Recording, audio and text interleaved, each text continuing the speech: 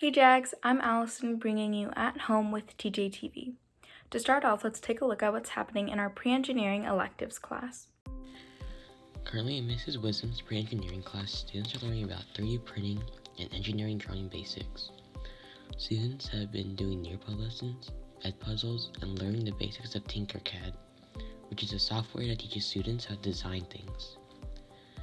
They have also been watching a show called The Big Brain Theory, where a group of engineers are called together to solve difficult problems as a team.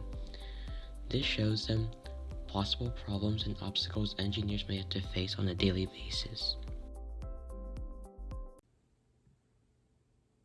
Next, Malia has some photos that scientists recently took on Mars.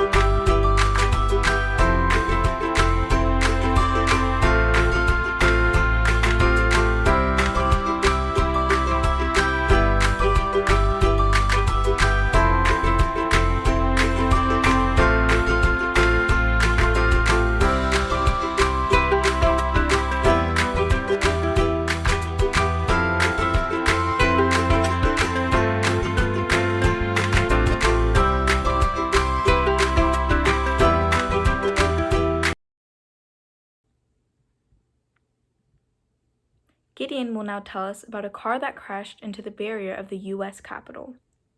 On April 22nd, 2021, a man rammed a car into the north barricade outside the U.S. Capitol, which led to a police officer being killed and another being injured.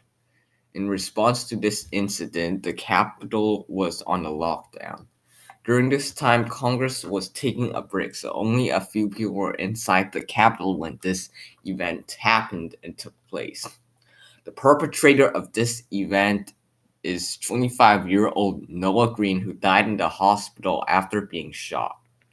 During the incident, Noah Green crashed a sedan into a security checkpoint, which was used by senators and staff members on the weekdays, which was about 100 yards from the entrance to the Capitol.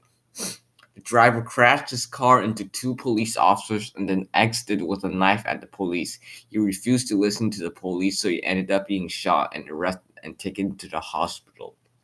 The Capitol was placed on a lockdown that same day, and the staff were told to shelter in place while the National Guard took care of the situation. Noah Green, who was a 25-year-old man, was born in Fairleigh, West Virginia, into a family of 10 children.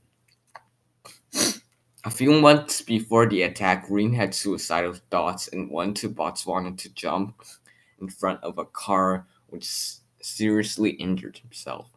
The night before the attack on the Capitol, Green was violently ill and sent a text message saying that he was going to live and be homeless.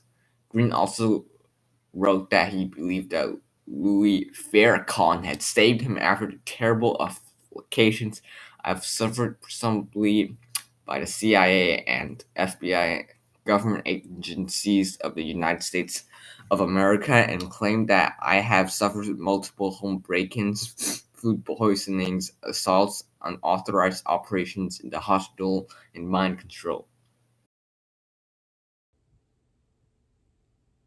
We're closing off with Matthew, who has something to share about California's lockdowns. Hey Jazz, California plans to lift coronavirus restrictions on June 15, provided there are enough COVID vaccine available for anyone aged 16 or older and hospitalization remain low and stable. The state official announced on Tuesday. Reporting for TJTV, I'm Matthew Chen. And that wraps it up for today's episode. Tune in tomorrow for more stories and information from our homes to yours on At Home with TJTV.